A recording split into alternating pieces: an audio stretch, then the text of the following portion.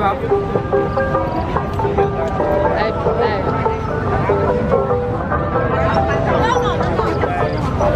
ដឹងមកមកគេទៅអីទៅ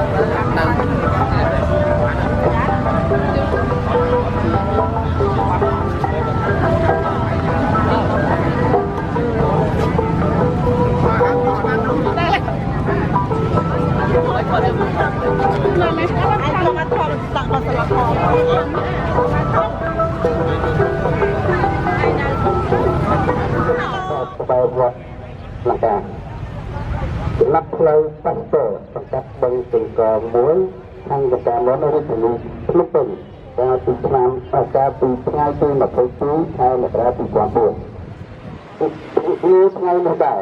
ថ្នាក់ដឹកនាំសមាជិកសមាជិកាសហព័ន្ធបច្ចេកទេសកម្មករនៃប្រជាជនកម្ពុជាព្រមទាំងក្រុមគ្រួសារសាច់ញាតិមិត្តភក្តិបានជួបជុំគ្នាយកសម្រាប់ការមកដាក់គោរពវិធានខណ្ឌលោកជួបជានៅទីតាំងសម្គាល់រូបសំណាករបស់លោកដើម្បីរំលឹកនៅគុណនៅសក្ការៈដ៏ថ្លៃថ្លានិងវីរភាពដ៏អង់អាចក្លាហានរបស់លោកដែលនៅរស់រានមានជីវិតក្នុងការពូនទាសិទ្ធិសេរីភាពនិងលក្ខខណ្ឌការងារល្អប្រសើរជូនបងប្អូនលាយតំចំណុយអតិថិក្នុងការនគរបាលជាតិស្នើសូមឲ្យជួយចាត់មន្ត្រីក្រៅមកវាតធ្វើការស្រាវជ្រាវធ្វើប្រទេសសម្រាប់អត្តសញ្ញាណជនប្រព្រឹត្តល្មើសនិងប្រមូលផ្សព្វផ្សាយបញ្ជូនមកអាយកាអមសាលាដំបូងរាជធានីភ្នំពេញដើម្បីចាត់ការតាមនីតិវិធីប៉ុន្តែរហូតមកដល់ពេលបច្ចុប្បន្ននេះមានរយៈពេល16 ឆ្នាំហើយសមាជិកនគរបាលមិនទាន់បានធ្វើបង្កើតស្រាវជ្រាវរកឃើញអត្តសញ្ញាណគឺបន្តដែលសម្រាប់លោកជួនជានៅឡើយលើកពីនេះកាលពីកក្កដាឆ្នាំ2015កន្លងទៅរាជរដ្ឋាភិបាលកម្ពុជាធ្លាប់បានបង្កើតគណៈកម្មការអន្តរក្រសួងមួយដើម្បីធ្វើប្រទេសពិសេសលើករណីបង្កើនលើក2318ទៅពីករណីកម្មលើដំណំកសិកម្មគឺវិជានិងរស់ទៅបានហើយនៅក្តីសម្រាប់លេខ94សតរចុះថ្ងៃទី10ខែមិថុនា2015ឈ្នួលរបស់បងប្អូនកម្មករកម្មការិនីតែ$26ទេសម័យនោះហើយមានលក្ខខណ្ឌការងារអាក្រក់មែនទែននៅពេលដែលមានចលនាតស៊ូទាមទារលក្ខខណ្ឌការងារលោកសំរងស៊ីដែលជាប្រធានគណៈបក្សសំរងស៊ីគាត់បានមានគំនិតដើម្បីចង់រំដោះកម្មករឲ្យរួចផុតពីការជិះជាន់របស់ផ្លូវការចង់ឲ្យកម្មករខ្មែរមានប្រាក់ឈ្នួលទៅបំពេញការសិក្សានៅសហភាពសូវៀតដែលគាត់ទទួលបានសញ្ញាបត្រកំហុសគឺអនុបណ្ឌិតផ្នែកគីមីធ្វើប៉ុន្តែគាត់ទូលះបង់នៅជំនាញរបស់គាត់មកជួយជ្រោមជ្រែងបច្ចាស់ធ្វើកម្មករកម្មការិនីខ្មែរមានលក្ខខណ្ឌការងារល្អមានប្រាក់ឈ្នួលល្អត្រឹមត្រូវចំហើយបានជាគាត់លះបង់អាជីពមកជួយកម្មករកម្មការិនីនៅពេលដែលគាត់ដឹកនាំឡើងជាប្រធាននៅឆ្នាំ99ពី1999នៅពេលគាត់ទទួលបានការគម្រាមកំហែងនៅខែ7ឆ្នាំ2003គាត់បានផ្ដល់បទសភាជាមួយសារព័ត៌មានជាច្រើនហើយគាត់បានអពាលលាវឲ្យយុវជនទាំងអស់ខិតខំតស៊ូឡើងក្នុងកាលៈទេសៈណាក៏ដោយបើគាត់បាត់បង់ជីវិតសូមឲ្យយុវជនពលរដ្ឋទាំងអស់ត្រូវធ្វើមិនតស៊ូឲ្យប្រទេសកម្ពុជាយើងទទួលបាននូវលទ្ធិប្រជាធិបតេយ្យពិតប្រាកដអានេះគាត់បានផ្ដាំផ្ញើស្ដាប់យើងមើលនៅក្នុងវីដេអូមួយនិយាយពីព្រឹត្តិការណ៍សម្រាប់ជីវភាពដែលខ្ញុំបង្ហោះដែរតែខ្ញុំទាញពីពេករបស់ពុទ្ធយើងនឹងយកមកបង្ហោះដែរបាទខ្ញុំមានសម្លេងគាត់ពាក្យបន្តមួយទៀត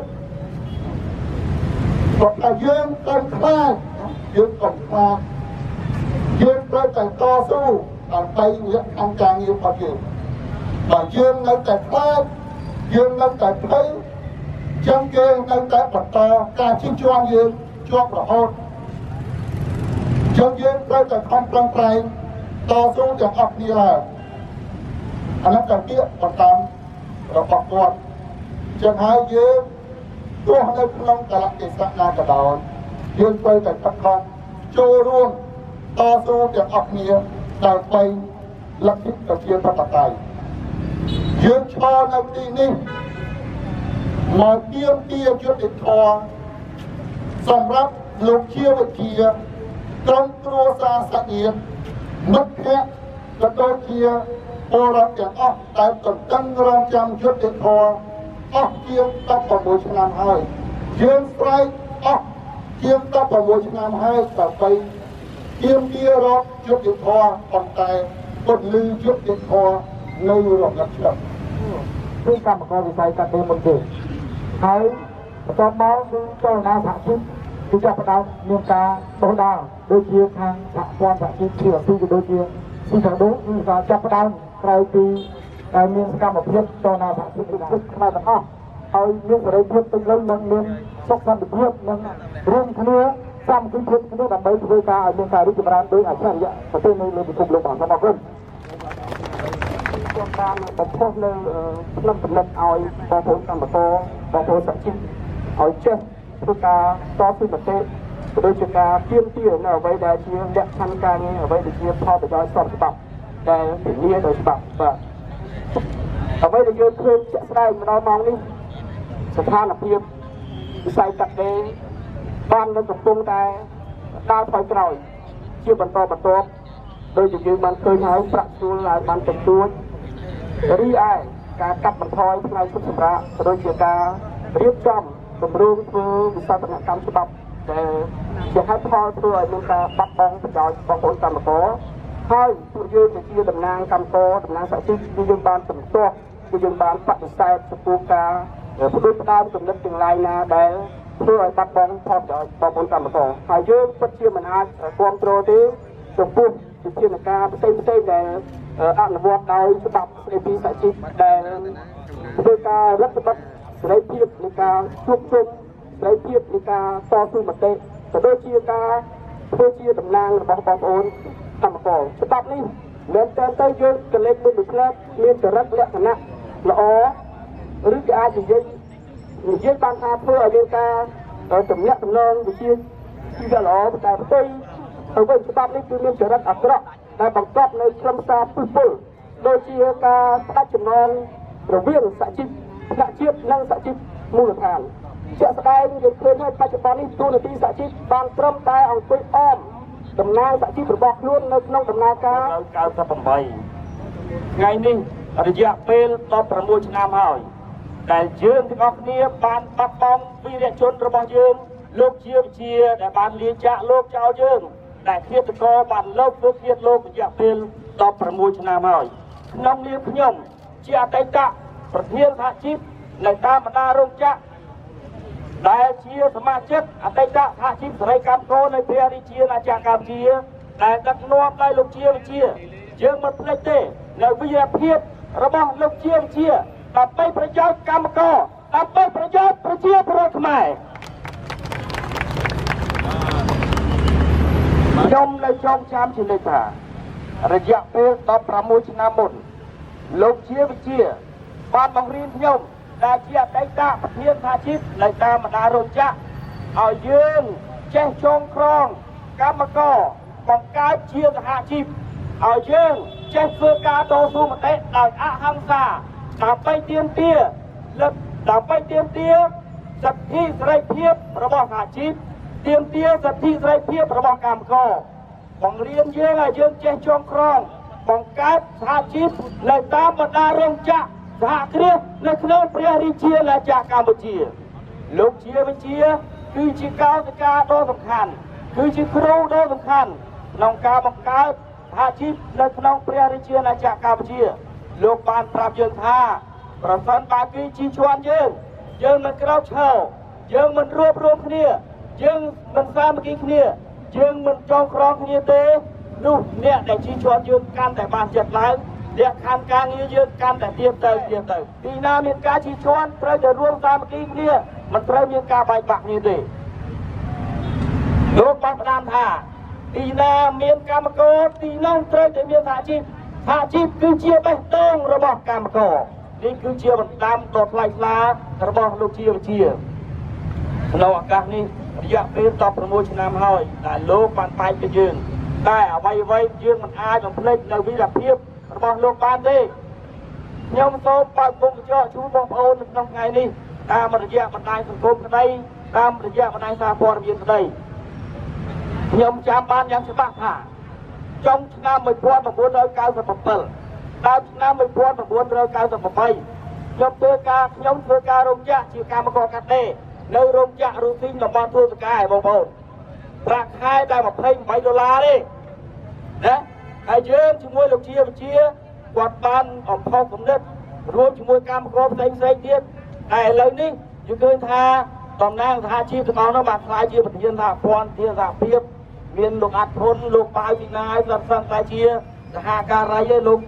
ម៉ាន់ពេញហាក់តែក្រៅពីនឹងគាត់ទៅក្រៅប្រទេសដោយលោកឈឹមវណ្ណមាអ្នកផ្សេងទៀតយើងចាំមុខយ៉ាងច្បាស់បងអ៊ូម៉ារីអែលសំនៀងស្រាប់តែជាអតីតយុទ្ធមិត្តដើម្បីព្រោះត្រាយផ្លូវទៀមទានៅលក្ខខណ្ឌការងារបញ្ចោរបស់កម្មករហើយថ្ងៃនេះមាននិមិត្តរូបរបស់យើងដែលមិនចេះចុះញោមទោះបីស្ថានភាពយ៉ាងណាក៏ដោយគឺលោកគ្រូរងឈុននៅទីនេះស្រាប់ទោះបីជាមានបញ្ហាយ៉ាងណាក៏ដោយតែគឺលោកគ្រូរងឈុនរត់ចោលស្រុកទេនៅតស៊ូជាមួយកម្មករជានិច្ចនេះហើយគឺជាវីរភាពនេះហើយគឺជាស្មារតីរបស់ជាវិជាលើកក្នុងឱកាសនេះខ្ញុំសូមផ្ញើសារទៅដល់កម្មការនេះខ្មែរប្រជាពលរដ្ឋខ្មែរទាំងក្នុងនិងក្រៅប្រទេសត្រូវចងចាំជានិច្ចថាយើងមិនភ្លេចទេថ្ងៃ22ខែមករាឆ្នាំ2004គឺជាថ្ងៃដែលយើងបាត់បង់វីរជនរបស់យើងអស់គ្នាយើងមិនភ្លេចទេនៅវីរភាពរបស់ជាវិជាយើងមិនភ្លេចទេនៅវីរភាពរបស់ឈុតវទីយើងមិនភ្លេចទេនៅវីរភាពបណ្ដាំដកដំរបស់លោកបណ្ឌិតខែមលីដូច្នេះក្នុងនាមយើងជាខ្មែរយើងមិនត្រូវបំភ្លេចនៅវីរភាពនៃការតស៊ូសម្រាប់ជាតិសម្រាប់សង្គមរបស់យើងទេពីព្រោះអ្នកទាំងអស់នេះគឺបានលះបង់ពេលវេលាលះបង់ធ្វើពលកម្មគ្រប់បែបយ៉ាងរហូតដល់បាត់បង់ជីវិតបងប្អូនកម្មការីយើងមានចាំពាក្យបណ្ដាំរបស់លោកជាវិជាទេនៅពេលគាត់ទទួលបានការគម្រាមកំហែងនៅខែ7ឆ្នាំ2003គាត់បានផ្ដល់បទសម្ភាសន៍ជាមួយសារព័ត៌មានជាច្រើនហើយគាត់បានអំពាវនាវឲ្យយុវជនទាំងអស់ខិតខំតស៊ូឡើងក្នុងកាលៈទេសៈណាក៏ដោយបើគាត់បាត់បង់ជីវិតសូមឲ្យយុវជនពលរដ្ឋទាំងអស់ត្រូវធ្វើម៉េចតស៊ូឲ្យប្រទេសកម្ពុជាយើងទទួលបាននូវលទ្ធិប្រជាធិបតេយ្យពិតប្រាកដអានេះគាត់បានផ្ដាំផ្ញើច្បាស់យើងមើលនៅក្នុងវីដេអូមួយនិយាយពីព្រឹត្តិការណ៍សម្រាប់ជាវិជាដែលខ្ញុំបង្ហោះដែរហើយដែលខ្ញុំទាញពីเพจរបស់មិត្តភក្តិយើងនឹងយកមកបង្ហោះដែរបាទនឹងមានសម្លេងគាត់ពាក្យបន្តតាមមួយទៀតគាត់ថាយើងកុំខ្លាចយើងត្រូវតែតស៊ូដើម្បីលក្ខខណ្ឌការងាររបស់យើងបើយើងនៅតែខ្លាចយើងនៅតែភ័យអញ្ចឹងគេនៅតែបន្តការជិះជាន់យើងជាប់រហូត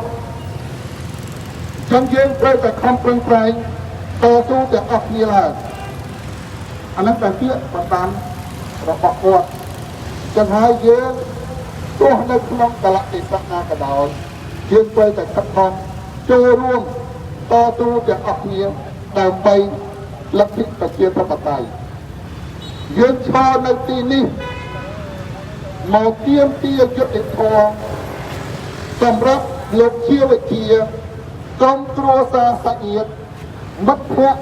ក៏ដូចជាពលរដ្ឋទាំងអស់ដែលតន្ទឹងរង់ចាំយុត្តិធម៌អស់ជាង16ឆ្នាំហើយយើងស្រែកអស់ជាង16ឆ្នាំហើយដើម្បី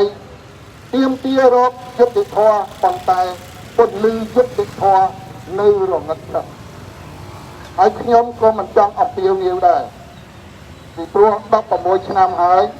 តែមានចំណុចមួយថាយុទ្ធធម៌យើងត្រូវតែខិតខំទាំងអស់គ្នាមិនចាំបាច់ទៅសុំពីបុគ្គលណាម្នាក់នោះទេត្រូវតែដើរទៅដណ្ដើមយកយុទ្ធធម៌ឲ្យលោកជាវិជាក៏ដូចជាយុទ្ធធម៌សម្រាប់ពលរដ្ឋខ្មែរទូទាំងប្រទេសផងដែរដោយពាក្យស្លោកថាយុទ្ធធម៌និងលទ្ធិប្រជាធិបតេយ្យគេមិនដាក់ល្អីយកមកជួលយើងទេមានតែពលរដ្ឋខ្មែរមួយអ្នកម្នាក់នឹងត្រូវតែទៅចាប់យកលទ្ធិប្រជាធិបតេយ្យនិងយុត្តិធម៌ដូច្នេះយើងទាំងអស់គ្នានឹងត្រូវតែដើរទៅតាមយកយុត្តិធម៌យកមកជូនលោកជាវិជានិងប្រជាពលរដ្ឋទូទាំងប្រទេសទាំងអស់គ្នាហើយយើងបញ្ញានឹងបន្តវីរភាពរបស់លោកជាវិជាធ្វើម៉េចដើម្បីឲ្យកម្មករទទួលបានលក្ខខណ្ឌល្អប្រសើរធ្វើម៉េចដើម្បីឲ្យសង្គមកម្ពុជាយើងទទួលបាននូវលទ្ធិប្រជាធិបតេយ្យពិតប្រាកដនិងមានការគោរពសិទ្ធិមនុស្សប៉ុន្តែនៅចំពោះមុខយើងបច្ចុប្បន្នយើងនិយាយអំពីកម្មករឥឡូវនៅចំពោះមុខហ្នឹងមានពីរដែលសហជីពទាំងអស់យើងត្រូវចាប់អារម្មណ៍និងត្រូវចូលរួមធ្វើកិច្ចការទាំងអស់គ្នាក្នុងនាមជាសហជីពហើយខ្ញុំត្រៀមខ្លួនបើកចំហចូលរួមពីថ្នាក់ដឹកនាំសហជីពទាំងអស់ទី1ករណី EBA អាហ្នឹង係បញ្ហាចំពោះមុខសម្រាប់បងប្អូនកម្មករកម្មការិនីដែលខ្ញុំជួបគាត់មិញគាត់ថាការព្រួយបារម្ភខ្លាំងណានៅពេលដែលគេតប្រព័ន្ធក្រុមហ៊ុនសួរថាពួកគាត់មានការងារអីធ្វើមួយទៀតគាត់មានលុយណាបង់ធនាគារជាច្រើនជាប់លុយធនាគារអានេះតែត្រូវធ្វើយុទ្ធនាការទាំងអស់គ្នាសម្រាប់ខ្ញុំនិយាយប៉ុណ្ណឹង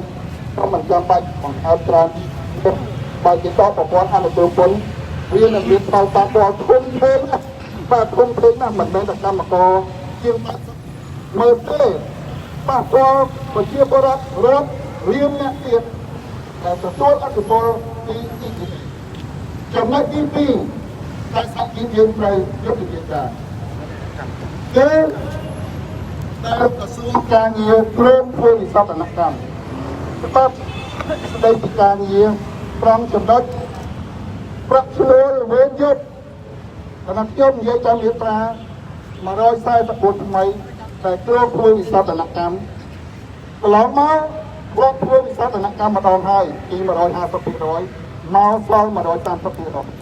ឡូវនេះក្រសួងចង់ធ្វើវិសោធនកម្មពី130%មក100%ស្មើនឹងប្រាក់ខែកម្មករពេលថ្ងៃនេះដែលជាបញ្ហាធ្វើឲ្យបាត់បង់ផលប្រយោជន៍កម្មករសម្បើមមិនតែមានទេយើងដឹងហើយការធ្វើវិសោធនកម្មធ្វើវិសោធនកម្មពាក្យថាធ្វើវិសោធនកម្មមានន័យថាធ្វើវិសោធនកម្មពីច្បាប់អាក្រក់ឲ្យទៅច្បាប់មួយមានការធានាទៅដល់ផលប្រយោជន៍ប្រជាពលរដ្ឋមិនដែលមានធ្វើវិសោធនកម្មតែពលរដ្ឋតែកម្មករទទួលបានផលប្រយោជន៍អស់ធ្វើឲ្យបាត់បង់ផលប្រយោជន៍របស់បងប្អូនកម្មករកម្មការិនីនោះចឹងយើងត្រូវតែចូលរួមយុទ្ធនាការទាំងអស់គ្នានៅចំពោះមុខឬមួយយើងត្រូវជជែកគ្នាថាត្រូវធ្វើអីកន្លងមកយើងតែងតែដាក់សម្ដៅម្ដងហើយម្ដងទៀតតាមស្ថាប័នគេមិនតែយកវិជាស្ដាប់មិនតែយកផ្នែកមើលរបស់យើងទេប៉ុន្តែសហជីពនៅយុទ្ធសាស្ត្រចុងក្រោយមួយទៀតបើប្រើយុទ្ធវាទៅវិធីអស់ហើយនៅយុទ្ធសាស្ត្រចុងក្រោយគឺបាតកម្មកោតកម្មនឹងឯងដើម្បីជំរុញធ្វើម៉េចឲ្យមានការធានាច្បាប់មួយតែមានការធានាទៅដល់កម្មករកម្មការនេះកុំឲ្យបាត់បង់ផលប្រយោជន៍របស់គាត់ចឹងនៅក្នុងឱកាសប្ររពវិញ្ញាណក្ខន្ធខួប16ឆ្នាំ តែលោកជាវិជាបានបាត់បង់ជីវិតដោយសារតែភាពតកមកដល់ពេលនេះភាពតកបិទនឹងអ្នកនៅក្រៅក្នុងភាពតកមិនទាន់បានយកទៅដល់ជាទោសហើយយើងមើលធ្វើការរឿងនេះវាមានពាក់ព័ន្ធទៅនឹងអ្នកមានអំណាចនៅពីក្រោយរឿងនេះហើយពេលដែលគម្រាមព្រៀងខ្ញុំបានជួយលោកជាវិជាទៅខាងព្រមអត់ដល់កំណត់ប្រាតើឲ្យសូមឲ្យបាត់ជួយធ្វើការស្រាវជ្រាវទៅនឹងអ្នកទេសោគម្រាមខ្លួនឯងលោកជាបន្តទៅសប្តាហ៍មកខាងព្រមអត់ដល់កំណត់ប្រាបានបន្តចម្លើយមកវិញអូលើកទៅលំអនេះមានឋានៈកំណែខ្ពស់ណាស់លោកជាខ្ញុំមិនអាចទៅប៉ះពាល់បានទេសូមលោកចាក់ចេញទៅក្រៅរកកន្លែងសុវត្ថិភាពទៅលោកជាគាត់ថាបើគេគម្រាមខ្លាចគេគម្រាមខ្លាចគម្រាមមួយរត់ទៅមួយគម្រាមពីររត់ទៅពីចឹងធ្វើឲ្យយុវជនចំនួនក្រោយធ្វើម៉េចចឹងបាត់បង់ជំនឿនៃការតស៊ូដូច្នេះគាត់សម្រេចចិត្តថាបងខ្ញុំអត់ទៅណាទេហើយបានជាមានរហូតមកដល់ពេលនេះបាត់បង់គាត់ដូច្នេះរឿងនេះវាមានអ្នកនៅទីក្រោយដែលមានឋានៈតំណែងខ្ពស់ក្នុងរដ្ឋាភិបាលចឹងខ្ញុំសូមព្រមថាចំណាប់អារម្មណ៍ប៉ុណ្ណឹងហើយសូមអរគុណសូមចាប់ប៉ុណ្ណឹង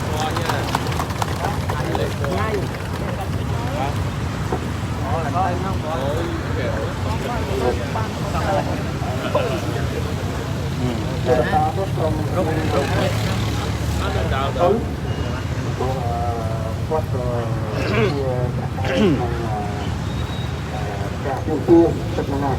បាទសូមជួយរបស់ខ្ញុំ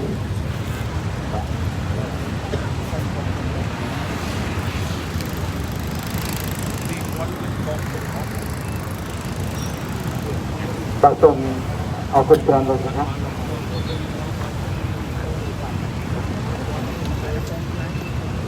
បាទខ្ញុំមកខាងនេះគឺមកចិត្តលោកជាពីកំពតបាទ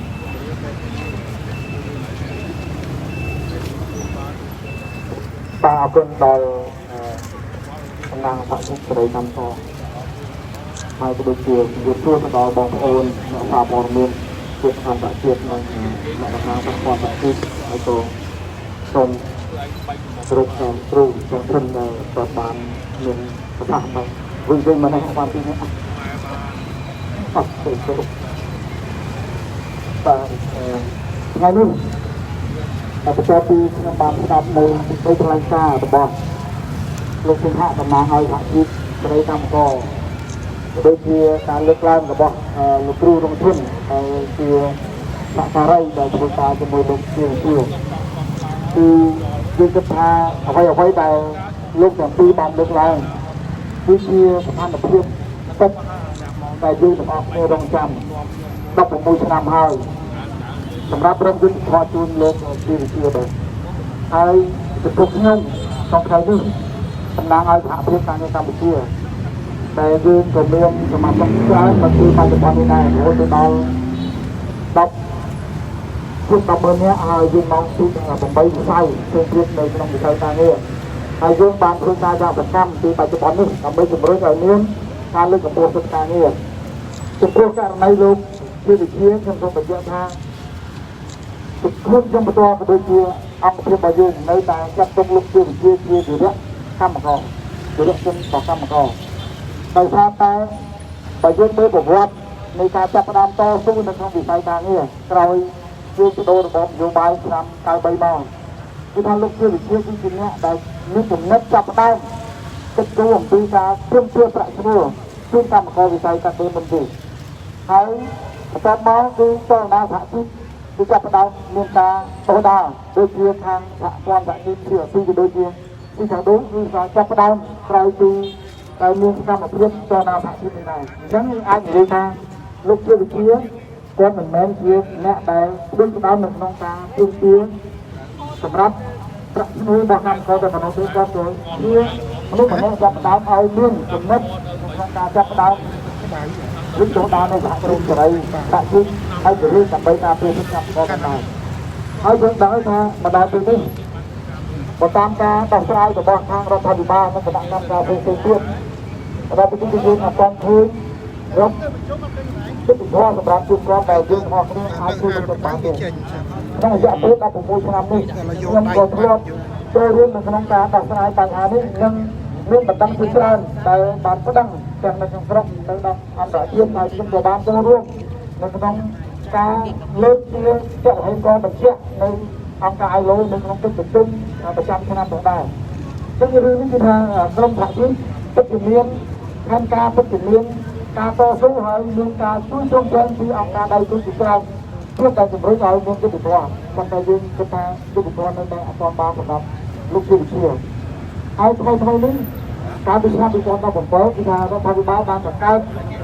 ណៈកម្មការទៅទី1ដើម្បីអនុវត្តវិធានអន្តរជាតិខាងការងារនៅក្នុងនោះករណីលោកជាវិជាវិធីរដ្ឋបាលនេះលោកត្រូវបានដាក់បញ្ចូលនៅក្នុងការត្រួតពិនិត្យប៉ុន្តែចាប់ពីការបង្កើតមកដល់ពេលនេះខ្ញុំធ្វើការចូលរួមប្រជុំបានម្ដងគត់ដើម្បីពិនិត្យមើលលទ្ធផលរបាយការណ៍ពីក្រសួងមហាផ្ទៃក្រសួងពាក់ព័ន្ធដើម្បីបន្តទៅទីនឹងស្នើឲ្យដោះស្រាយបញ្ហាបន្តទៀតតែទៅផ្សេងទៀតគឺយើងអត់បានដឹងតែយើងគិតថាពេលនេះហើយជាពេលមួយដែលអាចនិយាយថាជាពេលសម្រាប់រំលឹកទៅដល់ខាងរដ្ឋាភិបាលដើម្បីបន្តធ្វើយ៉ាងណារកសិទ្ធិពលពិតក៏ដូចជាបង្កើនលម្អឿនដើម្បីឲ្យ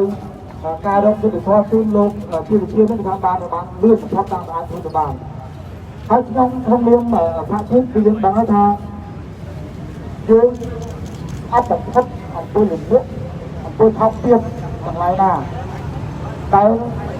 តំបន់សម្រាប់ចិត្តកម្មឬក៏ព្រមសារផ្សេងមកលើគណៈកម្មការសហជីពទោះបីក្នុងរូបភាពណាក៏ដោយពួកយើងដឹងហើយថាតើណាសហជីពគឺជាតើណាមួយដើម្បីលើកកម្ពស់សិទ្ធិរបស់កម្មការងារជាកម្មករហើយបើសិនជាក្រុមហ៊ុនទំនើបអាជ្ញាធរអត់មានសេវាសាធារណៈបានល្អហើយកម្មករអត់មានសហជីពដើម្បីជួយពួកគាត់តើពួកគាត់សង្គមយ៉ាងណាអញ្ចឹងរដ្ឋាភិបាលក៏ជំនាញមិនក៏ឲ្យមានករណីសម្រាប់ករណីព្រមសារករណីវាឬក៏រឿងអើងផ្សេងៗទៅខាងសហជីពបានទៅទៀតហើយករណីនេះគឺយើងដឹងថាយើងចង់ឃើញសង្គមកម្ពុជាមួយនឹងមានការគោរពសិទ្ធិបុគ្គលគោរពសិទ្ធិមនុស្សគោរពសិទ្ធិអង្គការវិទ្យាគោរពសិទ្ធិកម្មករគោរពសិទ្ធិដែលបានចែងនៅក្នុងរដ្ឋធម្មនុញ្ញឬក៏ចែងនៅក្នុងអនុសញ្ញាកតិកាសញ្ញាទាំងឡាយតែប៉ុន្តែក្នុងពេលគឺថាអយុត្តិធម៌វាមិនមានកើតឡើងសម្រាប់ជនគ្រប់រូបទេវាមានន័យថាអ្នកមានលុយអ្នកមានអំណាចក្រុមហ៊ុនតកែជនធ្វើខូចអាចរួចខ្លួនពីសំណាក់ច្បាប់តែអញ្ចឹងទៅអំពើអយុត្តិធម៌វាអាចកើតឡើងមួយច្រើនអញ្ចឹងអ្វីដែលយើងសំណុំពរទៅរដ្ឋាភិបាលត្រូវជំនឿថាភាពយុត្តិធម៌សម្រាប់ពលរដ្ឋនៅក្នុងនោះកុំឲ្យមានព្រមសារការសម្លាប់ការយល់ពីការរើសអើងផ្សេងៗទៅលើចលនាសហជីពសកម្មជនគ្រប់មនុស្សទាំងអ្នកតស៊ូផ្សេងៗនេះគឺយើងសំណុំពរហើយចុងក្រោយក្នុងនាមខ្ញុំជាតំណាងសហជីពយើងក៏នៅតែស្នើដល់ទទួលទៅដល់គណៈកម្មការត្រូវវិធីដែលបង្កើតឡើងដោយរដ្ឋាភិបាលក្នុងការត្រួតពិនិត្យនៅករណីលោកវិជាក៏ដូចជាករណីផ្សេងទៀតគឺធ្វើយ៉ាងណាឲ្យបង្រៀនបើសិនជាកិច្ចការដែលរកពិតដែលរកហើយបើមិនពិតត្រូវដោះលែងហើយត្រូវបញ្ចប់ត្រូវតាមរដ្ឋធម្មនុញ្ញថ្មីហើយត្រូវរកយុត្តិធម៌និងសំណាងជូនទៅដល់ជនរងគ្រោះគឺដើម្បីឲ្យអ្នកស្លាប់ទាំងអស់មិនថាតែលោកជាវិជាមួយទេលោករស់សម្បត្តិលោកវិជាក៏ជាតែស្លាប់ហើយសារចូលមកពីផងដែរនេះគឺយើងសំណពរទី1ទី2យើងក៏សំណពរទៅខាងរដ្ឋាភិបាលត្រូវរៀបចំប្រព័ន្ធច្បាប់ផ្សេងៗដើម្បីជំនឿសិទ្ធិកម្មករផ្ដល់បរិយាកាសឲ្យសហជីពនិងកម្មករមានសេរីភាពពេញលេញក្នុងការប្រកួតតស៊ូមតិនិងចរចាជាមួយពលរដ្ឋជាពិសេសបើមានសកម្មភាពអសកម្មផ្សេងៗដល់តាមត្រូវតែអន្តរាគមន៍ទឹកស្កាត់ក្នុងពេលយ៉ាងនោះហើយក៏សូមបញ្ជាក់ផងដែរថាយើងក៏អត់ចង់ឃើញការបង្កើតគោលការណ៍ច្បាប់ឬក៏វិធីផ្សេងៗទៀតដែលមានលក្ខណៈឧបសគ្គដល់សហជីពជាពិសេសគឺថ្មីនេះឆ្នាំ2016ច្បាប់សហជីពគឺជាច្បាប់មួយដែលមានលក្ខណៈលំបាកយ៉ាងខ្លាំងទៅដល់ចលនាសហជីពតែសហជីពធ្លាប់តែមានសិទ្ធិសេរីភាពនៅក្នុងការពារតំណាងឲ្យកម្មករយុត្តិធម៌យើងលែងមានសិទ្ធិមានតំណាងឲ្យកម្មករយុត្តិធម៌ទៅហើយនេះដែលធ្វើឲ្យមានការ ឧបសគ្គខ្លាំងនៅក្នុងចូលដល់សហជីពអញ្ចឹងយើងស្នើដល់ទទួលដល់រដ្ឋាភិបាលត្រូវពិនិត្យកែប្រែឡើងវិញនៅច្បាប់ស្តីអំពីសហជីពដើម្បីធានាទៅដល់សិទ្ធិកម្មករនៅក្នុងការអនុវត្តសិទ្ធិឬក៏ការពារសិទ្ធិកម្មកររួមទាំងបទដ្ឋានគតិយុត្តជាទៀតតើហើយខ្ញុំក៏ឯកភាពជាមួយលោករងឈុនថ្មីនេះក៏យើងខ្ញុំមិនឯកភាពចំពោះការធ្វើវិសោធនកម្មច្បាប់ស្តីពីការងារដែលកាត់បន្ថយការងារវិញយប់ពី130%មកនៅត្រឹម100%នៃការងារវិញថ្ងៃតែនៅឆ្នាំ2017ឆ្នាំ2007ច្បាប់នេះត្រូវបានវិសោធនកម្មម្ដងរួចទៅហើយគឺថមមកធម្មតា150%ហើយមកឬក៏ធ្វើការនៅពេលជិត200%មកនៅត្រឹមតែ130%ទេអញ្ចឹងយើងអត់ចង់ឃើញការបាត់បង់នៅអត្ថប្រយោជន៍របស់កម្មករតែទៅទៀតហើយយើងក៏ស្នើឲ្យរដ្ឋាភិបាលរកវិធីសាស្ត្រផ្សេងដើម្បីទាក់ទាញយុវជនជាការកាត់បន្ថយនៅអត្ថប្រយោជន៍របស់កម្មករទី1ឬទី2ថ្ងៃឈប់សម្រាកថ្ងៃបិណ្ឌចុងខែអាទិត្យដែលត្រូវលឿនមួយថ្ងៃព្រោះយើងអត់ឯកភាពយើងអត់គ្រប់គ្រងឲ្យធ្វើសកម្មភាពដែរអញ្ចឹងវាស្នើដល់ទទួលរដ្ឋាភិបាលទៅគិតឡើងវិញព្រោះនៅឆ្នាំ2018កន្លងទៅថ្ងៃឈប់បិណ្ឌ6ថ្ងៃត្រូវបានកាត់បន្ថយហើយបើកាត់បន្ថយទៅទៀតកម្មកររបស់យើងគឺថាមានការខាត់បង់ច្រើនមែនទែនអ្វីដែលយើងចង់បានទី1គឺច្បាប់បន្តអនុវត្តច្បាប់ការងារដែលយើងស្រាប់ឲ្យមានសិទ្ធិភាពឲ្យល្អមិនត្រូវមានការតាក់តែងរៀបចំឬក៏ប្រកាសឬក៏ធ្វើវិសោធនកម្មណាដែលកាត់បន្ថយផលប្រយោជន៍ของច្បាប់នេះទេនេះគឺទី1រឿងទី2យើងក៏បន្តស្នើឲ្យរដ្ឋាភិបាលធ្វើយ៉ាងណាលើកទឹកចិត្តជំរុញនិងធ្វើឲ្យប្រសើរឡើងម្ដងហើយម្ដងទៀតទៅលើវិស័យការងារនេះដើម្បីឲ្យមានសហជីពកម្មករពិតប្រាកដក្នុងការការពារកម្មករទៅថ្ងៃអនាគតហើយយើងក៏ស្នើឲ្យរដ្ឋាភិបាលចាក់ចេញវិនិយោគទុនគឺថាយើងអាចរកវិធីផ្សេងដែលអាចជួយទៅដល់ការចាក់ចេញវិនិយោគទុនឧទាហរណ៍ថារដ្ឋាភិបាលបានកាត់បន្ថយកម្មគ្រប់គ្រងនៅព្រំដែននេះគឺគិតថាជារឿងល្អកម្មសាគិតថាជារឿងល្អបន្ថយអតិថិជនគិតថាជារឿងល្អលោកបន្តការិយាល័យសិប្បកម្មគិតថាជារឿងល្អហើយរៀបចំហេដ្ឋារចនារូបប្រព័ន្ធដើម្បីកាត់បន្ថយការចំណាយឬក៏ធ្វើឲ្យការធ្វើដំណើរចរាចរណ៍ចិត្តដើម្បីចាក់ទាញយុវជនគិតថាជារឿងល្អហើយណាបន្តរៀបចំឲ្យមានការផលិតឬក៏បង្កើតជាវត្ថុធាតុដើមនៅក្នុងស្រុកដែលពេលបច្ចុប្បន្ននេះគឺបញ្ហាធំយើងអត់មានវត្ថុធាតុដើមនេះគឺជារឿងល្អនោះសម្រួលផ្សេងទៀតជាយកការកាត់ប្រយោជន៍កម្មករតាមរយៈនយោជកស្នើដែលម្ដងហើយម្ដងទៀតយើងគិតថាអាហ្នឹងវាគិតថាវាអត់ល្អទេអញ្ចឹងក្នុងថ្ងៃនេះយើងខ្ញុំបណ្ដាឲ្យកម្មករក៏ដូចជាសហភាពការងារទៀតគឺយើងស្នើដល់ទទួលឲ្យរដ្ឋាភិបាលគិតឡើងវិញទៅចំណុចទី1រកវិធីសាស្ត្រជួយលោកជំនួយទី2បន្តរៀបចំច្បាប់បទដ្ឋានគតិយុត្តផ្សេងៗដើម្បីធានានឹងវិស័យការងារទី3គឺសូមពិចារណានៅក្នុងការធ្វើវិសោធនកម្មច្បាប់ស្តីពីការងារដើម្បីកាត់បន្ថយទុកតាមស្អាតស្រាលសុំឲ្យស្អាតដើម្បីកុំឲ្យបន្តការងារទៅទៀតបាទអញ្ចឹងក្នុងពេលនេះក្នុងនាមសហភាពការងារកម្ពុជាគឺសូមតែមកគុណដល់លោកសិដ្ឋាជាតំណាងសហការសហជីពឬក៏សហជីពសេរីកម្មករក៏ដូចជាលោកស្រីទាំងអស់ហើយសូមជូនដល់លោកជួបការសម្ដែងសម្រាប់ជោគជ័យហើយនៅក្នុងថ្ងៃនេះក្នុងនាមខ្ញុំផ្ទាល់ក៏ដូចជាកម្មករនិយោជិតគឺសូមបួងសួងបន្ទុកស័ក្តិសិទ្ធិអស់ឬក៏បារមីនៃមហាក្សត្រឬក៏នៃតាមមហាក្សត្រដែលមានបារមីនៅក្នុងគឺថាលើយ៉ាងណាគឺឲ្យកាត់លោកជាវិជាទៅកាន់ទឹកទឹកភពនិងធ្វើបង្ហាញដល់គឺទឹកទឹកខ្មែរទាំងអស់ហើយមានសេរីភាពពេញលេញនិងមានសុខភាពនិងរួមគ្នាសាមគ្គីភាពគ្នាដើម្បីធ្វើការឲ្យមានការរីកចម្រើនដោយអច្ឆរិយៈប្រទេសនៃលោកពិភពលោកបាទអរគុណបាទអរគុណសូមបន្តសូមពីលោកផ្សាយណាពីព្រោះក៏ផ្សាយការពីខាងទៅហើយបាទសូមអរគុណបាទជាបន្តបាទសូមគោរពដល់អង្គភាពទាំងមូលសូមដល់ហើយក៏សូមអរគុណបងបានដល់ឱកាសឲ្យខ្ញុំបានសម្ដែងនៅពីវល់យើងមកនេះគឺមានគោលបំណងពីរទី1គឺសំសម្ដែងនៃការដឹងគុណចំពោះវិទ្យាភាព ដូចជាការនឹកដល់រូបលោកដែលខ្ញុំផ្ទាល់ជាកូនចៅរបស់លោកតាំងពីឆ្នាំ99មក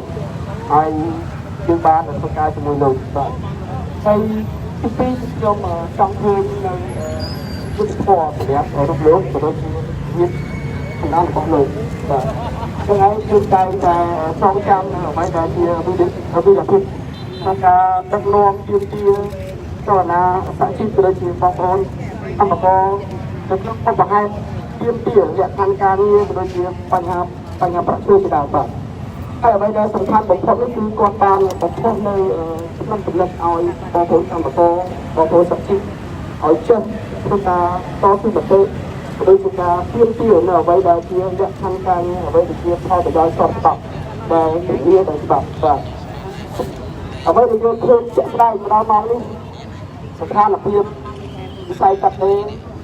បាននឹងកំពុងតែដើរថយក្រោយជាបន្តបន្ទាប់ដោយជាយើងបានឃើញហើយប្រាក់ឈ្នួលឡើងបានតិចតួចរីឯការកាត់បន្ថយថ្ងៃឈប់សម្រាកក៏ដូចជាការរៀបចំតម្រូវធ្វើវិស័យកម្មច្បាប់ដែលជាហេតុផលធ្វើឲ្យមានការបាត់បង់ប្រយោជន៍បងប្អូនកម្មករ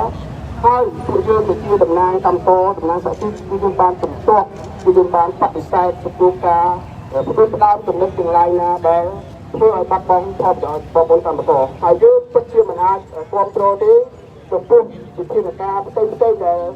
អនុវត្តដោយច្បាប់ស្តីពីសហជីពដែលធ្វើការរដ្ឋបတ်សេរីភាពនៃការជួបជុំសេរីភាពនៃការតស៊ូមតិក៏ដូចជាការធ្វើជាតំណាងរបស់បងប្អូនកម្មករច្បាប់នេះ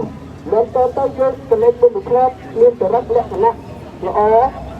ឬក៏អាចនិយាយបានការធ្វើឲ្យមានការទំនាក់ទំនងវិជាទីល្អតែផ្ទុយទៅវិញច្បាប់នេះគឺមានចរិតអាក្រក់ដែលបង្កប់នៅក្នុងការពុះពុលដូចជាការស្ដាច់ចំណងរវាងសហជីពថ្នាក់ជាតិនិងសហជីពមូលដ្ឋានជាក់ស្ដែងយើងឃើញថាបច្ចុប្បន្ននេះទូរទស្សន៍សហជីពបានត្រឹមតែអង្គុយអមតំណាងសហជីពរបស់ខ្លួននៅក្នុងដំណើរការនីតិវិធីនៅពីទៀតតែប៉ុណ្ណោះរីឯអំណាចរបស់សហព័ន្ធគឺមិនត្រូវបានផ្ដល់ឲ្យដូចពីអតីតកាលនោះទេដូច្នេះទាំងច្បាប់ស្តីពីសហជីពទាំងបញ្ហាចំណុចផ្ដួចផ្ដើមឲ្យមានការធ្វើវិស័យកម្មច្បាប់វេនយុទ្ធពាក់ព័ន្ធទៅនឹងអត្រាធ្វើការវេនយុទ្ធមកទឹកឲ្យដោយអត្រាវេនថ្ងៃនេះគឺយើងទាំងអស់គ្នាបាននឹងកំពុងតែធ្វើការតស៊ូមតិហើយថ្ងៃមុននេះយើងក៏បានឯកភាពគ្នាបានរៀបចំជាលិខិតទី1គឺចេញពីស្តីផែនការទី2គឺយើងដាក់លិខិតទៅក្រសួងការងារដើម្បីបដិសេធចំពោះចំណុចផ្ដួចផ្ដើមនេះពីព្រោះថាទាំងអស់នេះវាជាការឆ្លុះបញ្ចាំងអំពីការមិនយកចិត្តទុកដាក់ចំពោះសុខទុក្ខបងប្អូនកម្មករក៏ដូចជាការមិនខ្លាចផលអំពីជីវភាពរស់នៅជាប្រទេសយើងជាសហជីពយើងចង់ឃើញលក្ខខណ្ឌការងារល្អយើងចង់ឃើញបងប្អូនកម្មករយុទ្ធរួមនឹងដោយជីវភាពថ្លៃថ្នូរដែលមានចែងនៅក្នុងច្បាប់ស្តីពីការងារចុងក្រោយខ្ញុំគិតថាអ្វីដែលយើងកំពុងតែធ្វើនេះគឺយើងចង់ឃើញនៅប្រព័ន្ធយុត្តិធម៌មួយមិនចំពោះតែលោកជាវិជាទេប៉ុន្តែយើងក៏ចង់ឃើញយុត្តិធម៌ដល់បងប្អូនកម្មករដល់បងប្អូនជាអ្នកសហជីពដែលរងគ្រោះទៅលើការប្រើប្រាស់ទូរទស្សន៍និងការប្រើប្រាស់សិទ្ធិរបស់ខ្លួននៅក្នុងការបំពេញទូរទស្សន៍ជូនបងប្អូនកម្មករនីដែលយើងធ្វើការទាំង20ស្ថានបើទោះបីមានច្បាប់ជំនាញទាំងអនុសញ្ញាអន្តរជាតិទាំងរដ្ឋធម្មនុញ្ញទាំងច្បាប់ការងារទាំងច្បាប់ស្តីពីសហជីពដែលជំនាញដល់សិទ្ធិសេរីភាពសហជីពប៉ុន្តែផ្ទុយទៅវិញទាំងអស់នោះគឺមានតែក្រដាស់តែផ្ទុយទៅវិញការអនុវត្តជាក់ស្ដែងយើងធ្វើការទាំង20ស្ថានទាំងផិតភ័យទាំងភ័យស្រួយដោយមិនមានការជំនាញដូចអ្វីដែលមានចែងនៅក្នុងច្បាប់នោះទេអញ្ចឹងសម្រាប់ខ្ញុំគឺចុងក្រោយសូមអរគុណដល់សហជីពកម្មករដែលបានផ្ដល់ឱកាសឲ្យខ្ញុំហើយក៏ដូចជាបងប្អូនទាំងអស់គ្នាដែលមានវត្តមាននេះសូមទាំងអស់គ្នាបន្តការគោរពក៏ដូចជាការចូលរួមនៅឆ្នាំបន្តទៀតជាពិសេសយើងចង់ឃើញយុទ្ធសាស្ត្រពិតទៅដល់លោកគ្រូនិងក្រុមគ្រួសាររបស់គាត់បាទសូមអរគុណ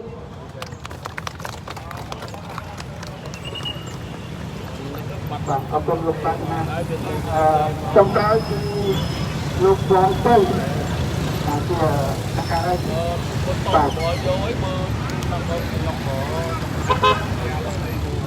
bài tôm từ phía xuống trong bạn vốn với kia ở đây đã bật thiên thả chip nơi rung chạ routine trong năm 1997 តាមឆ្នាំ1997ថ្ងៃនេះរយៈពេល16ឆ្នាំហើយដែលយើងទាំងអស់គ្នាបានបាត់បង់វីរជនរបស់យើងលោកជាវិជាដែលបានលាចាកលោកចោលយើងដែលជាតកបានលោកធ្វើជាតិលោករយៈពេល16ឆ្នាំហើយក្នុងនាមខ្ញុំជាអតីតប្រធានសហជីពនៃតាមបណ្ដារោងចក្រដែលជាសមាជិកអតីតសហជីពសេរីកម្មករនៅព្រះរាជាណាចក្រកម្ពុជាដែលដឹកនាំដោយលោកជាវិជាយើងមិនភ្លេចទេនៅវីរភាពរបស់លោកជាវិជាដើម្បីប្រយោជន៍កម្មករដើម្បីប្រយោជន៍ប្រជាពលរដ្ឋខ្មែរខ្ញុំនៅចងចាំជានិច្ចថារយៈពេល16ឆ្នាំមុនលោកជាវិជាបានបង្រៀនខ្ញុំដែលជាអតីតប្រធានសហជីពនៅតាមបណ្ដារោងចក្រឲ្យយើងចេះចងក្រងកម្មករបង្កើតជាសហជីពឲ្យយើងចេះធ្វើការតស៊ូមតិដោយអហិង្សាដើម្បីទាមទារសិទ្ធិសេរីភាពរបស់សហជីពទាមទារសិទ្ធិសេរីភាពរបស់កម្មករបង្រៀនយើងឲ្យយើងចេះចងក្រងបង្កើតសហជីពនៅតាមបណ្ដារោងចក្រសហគ្រាសនៅក្នុងព្រះរាជាណាចក្រកម្ពុជាលោកជាវិជាគឺជាកោសិកាដ៏សំខាន់គឺជាគ្រូដ៏សំខាន់ក្នុងការបង្កើតសហជីពនៅក្នុងព្រះរាជាណាចក្រកម្ពុជាលោកបានប្រាប់យើងថាប្រសិនបើទីជីជន់យើងមិនក្រោកឈរយើងមិនរួបរวมគ្នាយើងមិនសាមគ្គីគ្នាយើងមិនចងក្រងគ្នាទេនោះអ្នកដែលជីជន់យើងកាន់តែបានចិត្តឡើងអ្នកខាងការងារយើងកាន់តែទៀតទៅប៉ុន្តែប្រសិនបើយើងរួបរวมសាមគ្គីយើងចងក្រងគ្នាសហជីពជាសហជីពនោះអ្នកខាងការងាររបស់យើងនឹងបានប្រសើរប្រាក់ខែយើងនឹងខ្ពស់រស់នៅកម្រិតនេះគឺជាចំណុចដណ្ដើមរបស់លោកជាវិជាការគាត់ឲ្យរួមគាត់បានបញ្ជាក់ប្រាប់ទៀតថាបើយើងធ្វើជាប្រធានសហព័ន្ធធ្វើជាប្រធានសហជីពធ្វើជាកម្មករត្រូវតែចូលរួមជាមួយសហជីពធ្វើជាប្រធានសហជីពធ្វើជាប្រធានសហព័ន្ធដឹកនាំចលនាកម្មករគឺត្រូវតែស្មោះត្រង់ជាមួយកម្មករទោះក្នុងកលៈទេសៈបែបណាក៏ដោយគឺត្រូវតែស្មោះត្រង់ជាមួយកម្មករជានិច្ចនេះជាវត្តកម្មដ៏មានតម្លៃរបស់លោកជាវិជាបានបញ្ជាក់ប្រាប់យើងថាយើងជាប្រជាពលរដ្ឋខ្មែរទីណាមានការជិះជាន់ត្រូវតែរួមសាមគ្គីគ្នាមិនត្រូវមានការបែកបាក់គ្នាទេលោកបានផ្ដាំថាទីណាមានកម្មករទីនោះត្រូវតែមានសហជីពគឺជាបេះដូងរបស់កម្មករនេះគឺជាវត្តកម្មដ៏ថ្លៃថ្លារបស់លោកជាវិជាក្នុងឱកាសនេះរយៈពេល16ឆ្នាំហើយដែលលោកបានបែកពីយើងតែអ្វីយើងមិនអាចបំភ្លេចនៅវីរភាពរបស់លោកបានទេខ្ញុំសូមបើកមុខកញ្ចក់ជូនបងប្អូនក្នុងថ្ងៃនេះតាមរយៈបណ្ដាញសង្គមក្តីតាមរយៈបណ្ដាញសារព័ត៌មានក្តីខ្ញុំចាំបានយ៉ាងច្បាស់ថាtrongឆ្នាំ1997ដល់ឆ្នាំ1998ខ្ញុំធ្វើការរោងចក្រជាកម្មករកាត់ដេរនៅរោងចក្ររូទីនតំបន់ព្រំសកាយបងប្អូនប្រាក់ខែតែ$28ទេណាហើយយើងជាមួយលោកជាវិជាគាត់បានបំផុសគំនិតរួមជាមួយកម្មករផ្សេងទៀតតែឥឡូវនេះយើងឃើញថាតំណែងសហជីពទាំងអស់នោះបានខ្លាយជាប្រធានសហព័ន្ធជាសហភាពមានលោកអាត់ធនលោកបាយពីណាឲ្យគាត់តែជាសហការីឯលោកមិនវិញហាក់តែក្រៅពីនោះគាត់ទៅក្រៅប្រទេសដូចលោកខ្ញុំវណ្ណមាអ្នកផ្សេងទៀតចិញ្ចាំមុខចឹងច្បាស់បងអ៊ូម៉ារីអែលសំលៀងគាត់តែជាអតីតយុទ្ធមិត្តដើម្បីព្រោះថ្លៃផ្លូវទៀមទានៅលក្ខខណ្ឌការងារប្រយោជន៍របស់កម្មករในថ្ងៃនេះមាននិមិត្តរូបរបស់យើងដែលមិនចេះចោះញោមទោះបីអាភិបយ៉ាងណាក៏ដោយគឺលោកគ្រូរងឈុននៅទីនេះស្រាប់ទោះបីជាមានបញ្ហាយ៉ាងណាក៏ដោយតែគឺលោកគ្រូរងឈុនរត់ចោលស្រុកទេនៅតស៊ូជាមួយកម្មករជានិច្ចនេះហើយគឺជាវីរភាពនេះហើយគឺជាស្មារតីរបស់ជាវិជា យើងក្នុងឱកាសនេះខ្ញុំសូមផ្ញើសារទៅដល់កម្មការនេះខ្មែរប្រជាពលរដ្ឋខ្មែរទាំងក្នុងនិងក្រៅប្រទេសត្រូវចងចាំជានិច្ចថាយើងមិនភ្លេចទេថ្ងៃ22ខែមករាឆ្នាំ2004គឺជាថ្ងៃដែលយើងបាត់បង់វីរជនរបស់យើងអស់គ្នាយើងមិនភ្លេចទេនៅវីរភាពរបស់ជាវិជាយើងមិនភ្លេចទេនៅវីរភាពរបស់ឈុតវទីយើងមិនភ្លេចទេនៅវីរភាពបណ្ដាំដកដំរបស់លោកប្រទេសខេមលីដូច្នេះក្នុងនាមយើងជាខ្មែរយើងមិនត្រូវបំភ្លេចនៅវីរភាពនៃការតស៊ូសម្រាប់ជាតិសម្រាប់សង្គមរបស់យើងទេពីព្រោះអ្នកទាំងអស់នេះគឺបានលះបង់ពេលវេលាលះបង់ធ្វើពលកម្មគ្រប់បែបយ៉ាងរហូតដល់បាត់បង់ជីវិតដូច្នេះថ្ងៃនេះសូមផ្ញើសារទៅដល់កម្មករទាំងអស់យើងត្រូវតែគោរពនៅវិជ្ជាភាពគោរពនៅវិញ្ញាណក្ខន្ធជាវិជាទាំងអស់គ្នាខ្ញុំសូមបញ្ជាក់ថា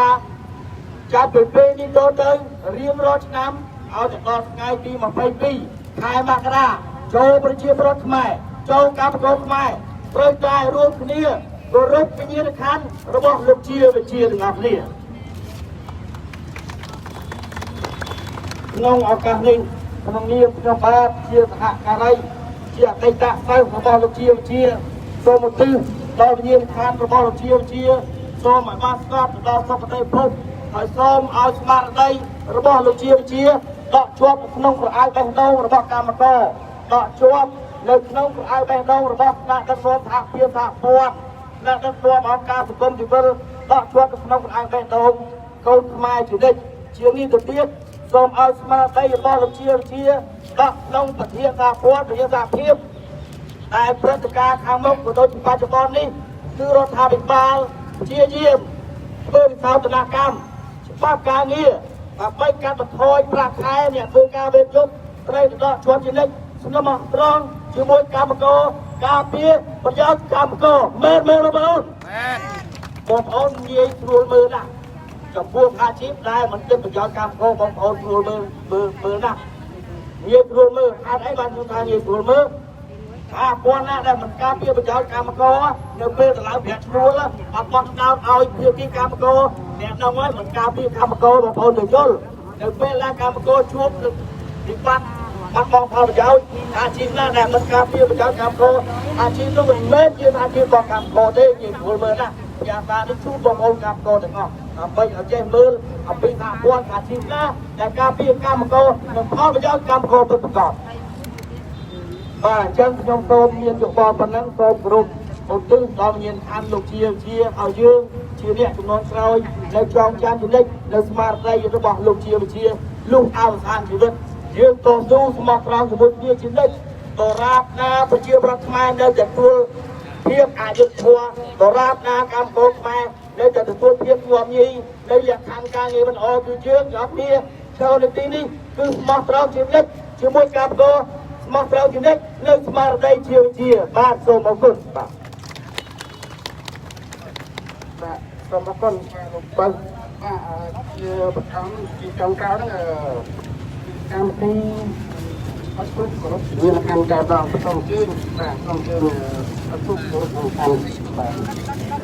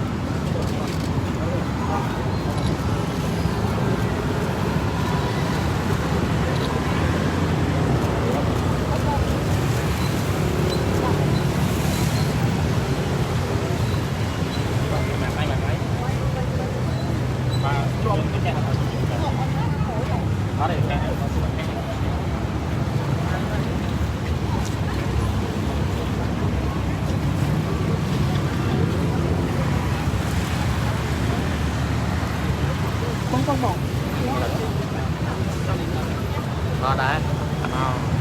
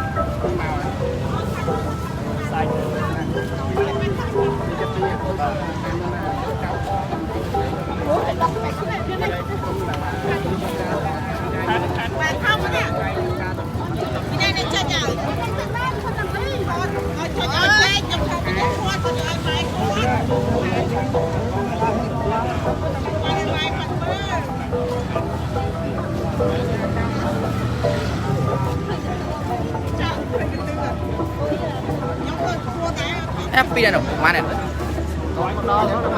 ngọt á xót sốt đó nè xót sốt đây dạp ngọt ăn hơi không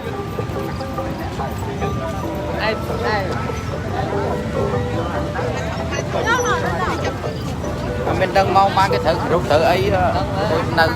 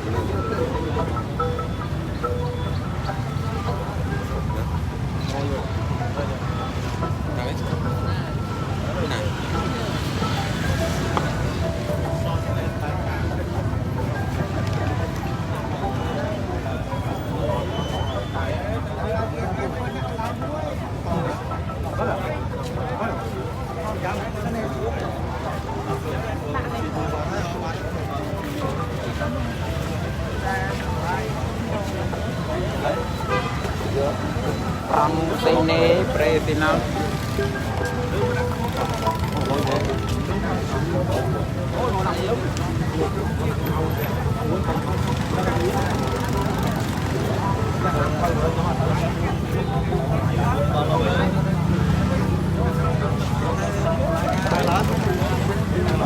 Cắm theo gì?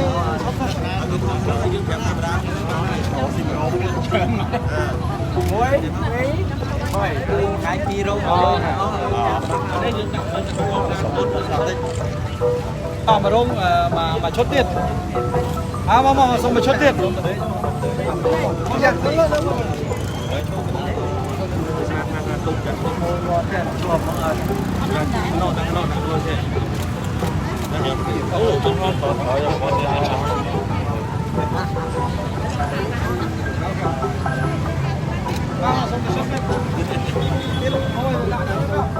Con thằng nào bắt chồng.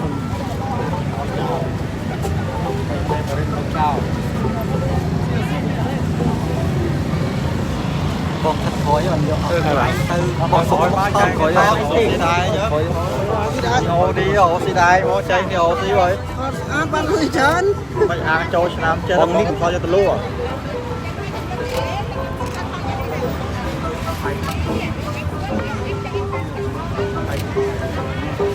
gặp mùi đi đài đó tay nam không mùi đã đây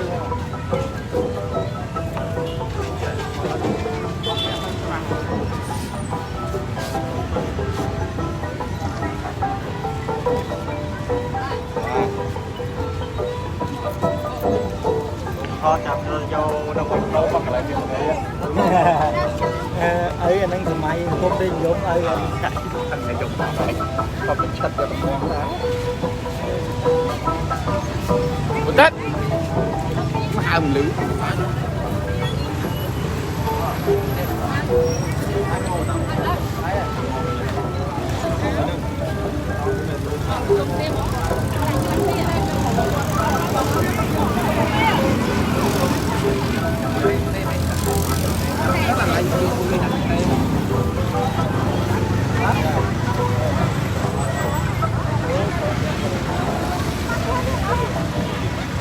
đâu đâu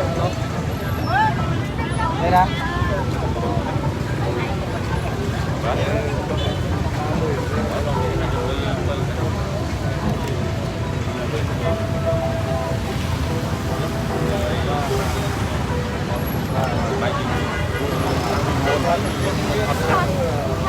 quay cái đuôi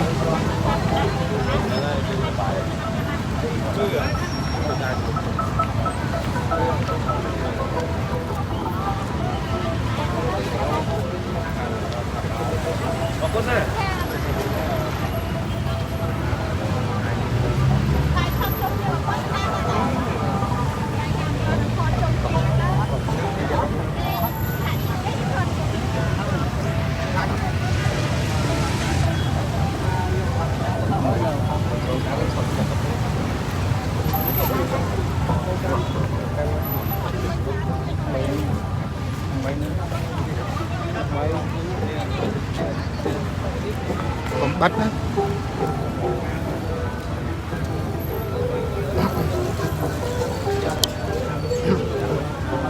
Xong chấm ran tô nó vô nhiếp để chia tật tập thiệp này phải thi cổ rục vinh nhiên là khăn của lô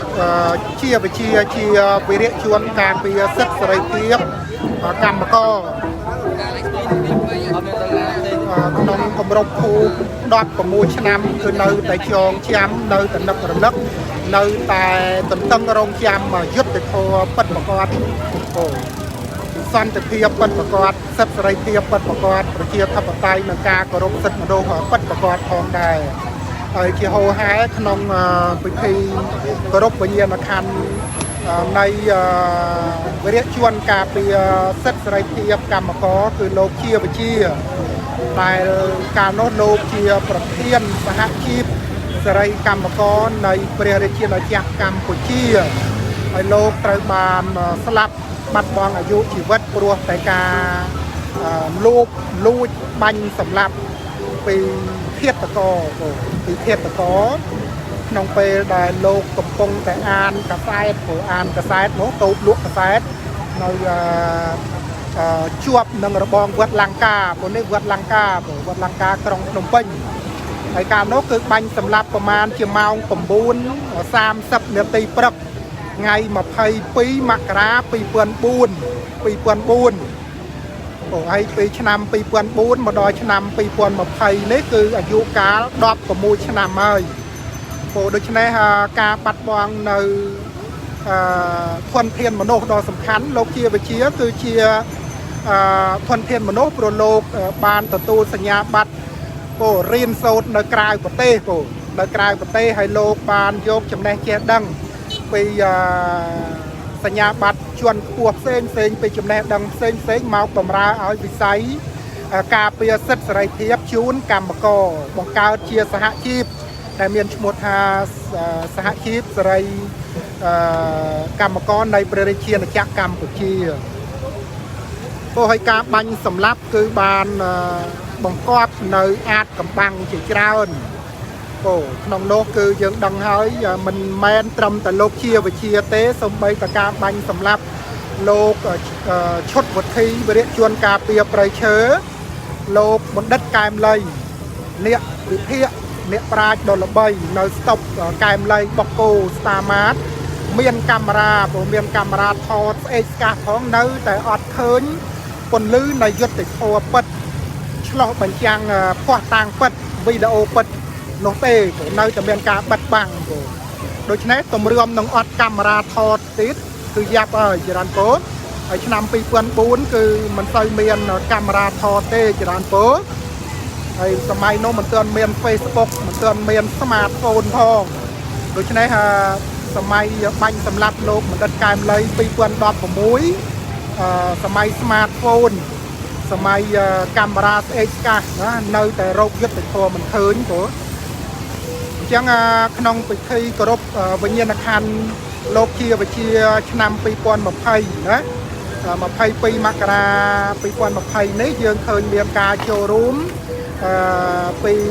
តំណាងសហជីពពីកម្មករមួយចំនួនក៏ប៉ុន្តែមិនមានការហែក្បួនដោយសពដងទេហើយក៏មានការរដ្ឋបិទការចូលរួមដែរដូចជាការកំណត់ចំនួនមនុស្សណាពីអាជ្ញាធរក្រុងភ្នំពេញឲ្យមានមិនលើសពី200នាក់ទេច្រើនពោលអញ្ចឹងការថ្លែងសារនឹករលឹកចងចាំនៅបណ្ដាំវីរភាពលោកបណ្ឌិតកែមលីពីសំណាក់លោកវនពៅក្តីសំណាក់លោកអាត់ភួនក្តីសំណាក់លោករងឈុនក្តីគឺឃើញថាមានការគោរពណាដឹងគុណនៅវីរភាពលោកជាវិជាយ៉ាងខ្លាំងដោយចាត់ទុកលោក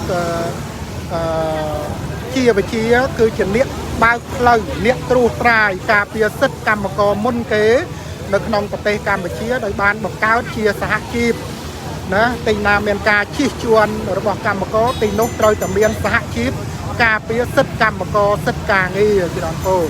ហើយក៏ស្មារតីលូនសវ៉ាតគ្មានអ្វីទេមានតែការអំពាវនាវបណ្ឌិបាតសូមឲ្យបញ្ឈប់ការប្រើអំពើហិង្សាការរំលោភសិទ្ធិមនុស្សបញ្ឈប់ការបាញ់សម្លាប់មនុស្សតទៅទៀតព្រោះមានយុទ្ធធម៌មានសន្តិភាពពិតប្រាកដត្រូវតែបញ្ឈប់ការបាញ់សម្លាប់មនុស្សច្រើនពោហើយក៏សូមឲ្យរោចាក់ទុកទាំងឡាយទាំងពួងណាទុកហបតាចនិតទុកហាភយបតាចនិតភយាសោកបតាចនិតសោកាហោនទៅសាពេបាននៅសពសត្វទាំងអស់ទាំងឡាយទាំងពួងដែលដល់ហើយនៅសេចក្តីទុកសូមឲ្យជាអ្នករោចាក់ទុកទៅដែលដល់ហើយនៅភ័យសូមឲ្យជាអ្នករោចាក់ភ័យទៅដែលដល់ហើយនៅសេចក្តីសោកសូមឲ្យជាអ្នករោចាក់សេចក្តីសោកទៅ